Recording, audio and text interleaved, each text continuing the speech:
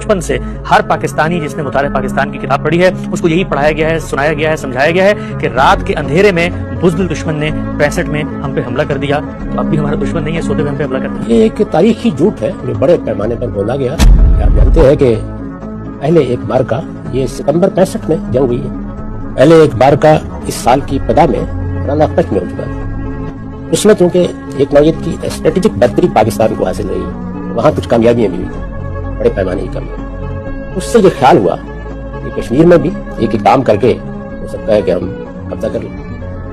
چنانچہ ایک آپریشن پاکستان کی طرف سے کیا گیا، میرا صرف تو پاکستان کی طرف سے کیا گیا، اس کو آپریشن جبرالٹر کہا جاتا ہے۔ اس میں پہلے مرحلے میں کچھ کامیابی ہوئی، اس کے بعد پیش قدمی رکی، اور اس پیش قدمی کے رکنے کے بعد پھر ایک دوسرا آپریشن شروع کیا گیا جس کو آپریشن گرینڈ سلام کہا جاتا ہے۔ یہ سب 6 ستمبر سے پہلے ہو چکا تھا۔ ہندوستان نے اس کے جواب میں بین الاقوامی سرحد پار کی۔